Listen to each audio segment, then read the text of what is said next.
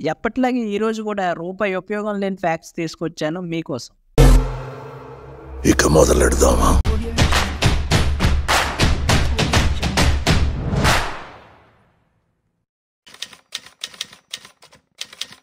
మనం చిన్నప్పుడు థర్మోకోల్ షీట్స్తో బాగా ఆడుకునే వాళ్ళం కదా.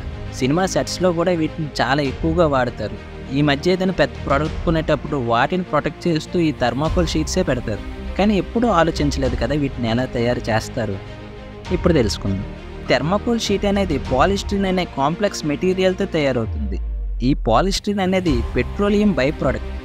ఈ పెట్రోలియం బై ప్రోడక్ట్ అంటే పెట్రోల్ని తయారు చేస్తున్న క్రమంలో వచ్చిన ప్రోడక్ట్ అన్నమాట. అంటే మనం ఇప్పుడు చెరుకు రసం చేసేటప్పుడు పిప్పు కూడా వస్తుంది కదా, పిప్పి చెరుకు రసం బై ప్రోడక్ట్. ఇది అంతే. థర్మోకోల్ తయారు చేసే ప్రాసెస్లో పాలిస్టిరిన్ను 100 డిగ్రీ సెల్సియస్ దగ్గర వేడి చేసి లిక్విడ్ ఫామ్లోకి మారుస్తారు. ఈ లిక్విడ్ని వాళ్ళు కావలసిన షేప్లో ఉండే మెటల్ కంటైనర్లో వేసి వేడి చేస్తారు. అంటే స్టీమ్తో, ఆవిరితో వేడి చేస్తారు. ఈ స్టీమింగ్ చేయడం వల్ల అది దానికి కావలసిన షేప్ వచ్చిన తర్వాత అదే షేప్ను మెయింటైన్ చేయడానికి మళ్ళీ దాన్ని చల్లబరుస్తారు. ఇలా థర్మోకోల్ షీట్ అనేది రెడీ అవుతుంది. చాలా యూట్యూబ్ ఛానల్లో చూస్తూ ఉంటాం కదా, ఏలియన్స్ భూమి మీదకి వచ్చి వెళ్ళడం లేదా ఏదైనా స్పేస్ షిప్ గాల్లో తిరుగుతున్నట్టు వీడియోస్ అన్ని చూపిస్తూ ఉంటారు. కానీ ఒక్కదానికి ఇది కరెక్ట్, ఇది రియల్ అని ప్రూఫ్ ఉండదు. కానీ చాలామంది చెప్తూ ఉంటారు ఆ వీడియోస్ రియల్ అని, ఏలియన్స్ నిజంగానే ఉన్నాయి. కానీ హార్వర్డ్ యూనివర్సిటీ వాళ్ళు చెప్పేది ఏంటంటే ఏలియన్స్ ఇప్పుడుకి వచ్చి వెళ్ళడం కాదు, కొన్ని వేల సంవత్సరాల పాటు మనతో బతుకుతున్నాయి, మన మధ్యలో కలిసిపోయాయి కూడా. కొన్నిసార్లు కుమారి ఆంటీ హోటల్లో నీతో పాటు భోజనం కూడా చేసి ఉంటాయి, కానీ నువ్వు వాటిని గుర్తించలేదేమో అని చెప్తున్నారు. 1957 నుంచి 1976 వరకు ఒక famous and adventure bus service ఉండేది. ఈ బస్ సర్వీస్ పేరు హిప్పీ ట్రైల్. దీనినే ఓవర్లాండ్ రూట్ అని కూడా పిలిచేవారు. ఈ ట్రిప్లో భాగంగా ఈ సర్వీస్ లండన్ నుంచి ఇండియాలో ఉండే కోల్కతా వరకు ఉండేది.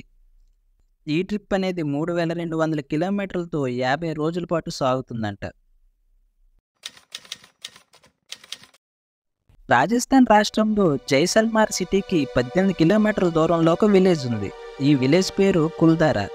ఈ విలేజ్ సుమారు 625 మంది జనాభాతో ఉండేదంట. 1825 సంవత్సరం సెప్టెంబర్ నెలలో ఒక రోజు రాత్రికి రాత్రే ఈ ఊరు మొత్తం ఖాళీ అయిపోయిందంట. అక్కడ ఉండే ప్రజలు ఎక్కడికి వెళ్ళిపోయారో, ఏమైపోయారో ఇప్పటికీ కూడా ఒక మిస్టరీగా మిగిలిపోయింది. కానీ కొన్ని స్టోరీస్ ప్రకారం ఆ రోజుల్లో ఆ ఏరియాను పరిపాలిస్తున్న మినిస్టర్ సలీం సింగ్కి ఆ గ్రామంలో ఉండే ఒక అమ్మాయి నచ్చి ఆ అమ్మాయిని బలవంతం చేయడానికి ట్రై చేశాడంట.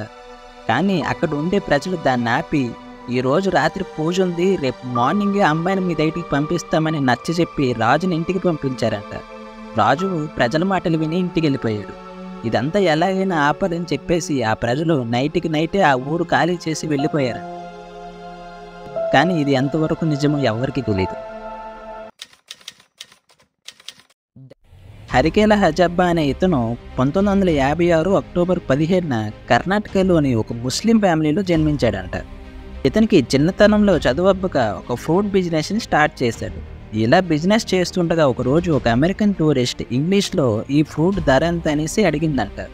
దానికి ఇతనికి అర్థం కాక కొంచెం షైగా ఫీల్ అయ్యాడు, నామోషైగా ఫీల్ అయ్యాడంట. నాలా ఎవరు ఫీల్ అవ్వకూడదని చెప్పేసి అందరూ చదువుకోవాలని ఇతను ఊర్లో ఫ్రూట్స్ అమ్ముతూనే వచ్చిన డబ్బుతో ఒక స్కూల్ కట్టించేశాడంట. దీనికి గాను ఇలా స్కూల్ కట్టించినందుకు 2020లో మన గవర్నమెంట్ పద్మశ్రీని కూడా అందించింది. ఈ మధ్య కార్టూన్ నెట్వర్క్ అనేది క్లోజ్ అయిపోతుందని బాగా వార్తలు వినబడుతున్నాయి కదా. ఇంకా చాలామంది అది నిజమే అనుకొని ఫిక్స్ అయిపోయి పోస్టులు కూడా పెడుతున్నారు, rest in peace cartoon network అని. కానీ విషయానికి వస్తే ఎక్స్యాండిల్ యానిమేషన్లో పనిచేసే ఒక ఎంప్లాయీ ఎప్పటి నుంచో కార్టూన్ నెట్వర్క్ నుంచి ఎలాంటి ఇన్ఫర్మేషన్ రావట్లేదని, అది క్లోజ్ అయిపోతుందేమని ఊహించి సోషల్ మీడియాలో ఈ విధంగా పోస్ట్ చేశాడు, కార్టూన్ నెట్వర్క్ ఈస్ డెడ్ అని. ఇంకా అదే అందరూ నిజమనుకొని నమ్మేసి కార్టూన్ నెట్వర్క్ అనేది పూర్తిగా క్లోజ్ అయిపోతుందేమని నమ్మి rest in peace cartoon network అని హ్యాష్ట్యాగ్లు పెట్టి పోస్ట్ చేస్తున్నారు. ఈ విషయం కార్టూన్ నెట్వర్క్ వరకు వెళ్ళి వాళ్ళు ఈ విధంగా సమాధానం చెప్పారు, ఇందులో ఎలాంటి నిజం లేదని. జొమాటోలో పనిచేసే డెలివరీ బాయ్స్ని కనుక చూస్తే వాళ్ళ జర్నీ మధ్యలో రెస్ట్ తీసుకునేది చాలా తక్కువగా ఉంటుంది. ఒకవేళ తీసుకుందాం అనుకున్నా వాళ్ళకి సరైన చోటు దొరకదు. దీనిని దృష్టిలో పెట్టుకొని జొమాటో కంపెనీ వాళ్ళు 450 రూమ్స్ని కట్టబోతున్నారంట. ఈ రూమ్స్లో కూర్చోవడానికి కుర్చీలు, water facility, mobile charging and wifi కూడా ఉంటుందంట. ఇక్కడ ఇంకొక ఫ్యాక్ట్ ఏంటంటే ఇది జొమాటో కంపెనీయే కాకుండా వేరే ఫుడ్ డెలివరీ కంపెనీ వాళ్ళు కూడా వాడుకోవచ్చంట. ఐడియా బాగుంది, కానీ జొమాటో వాళ్ళు కడతారంటారా?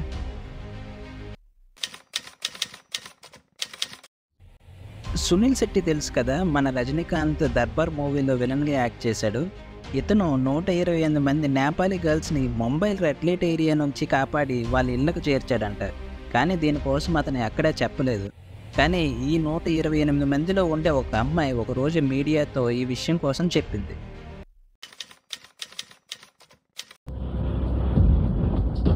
మర్చిపోయాను, గుర్తొచ్చినప్పుడు చెప్తాను. నీ అంత చూస్తాను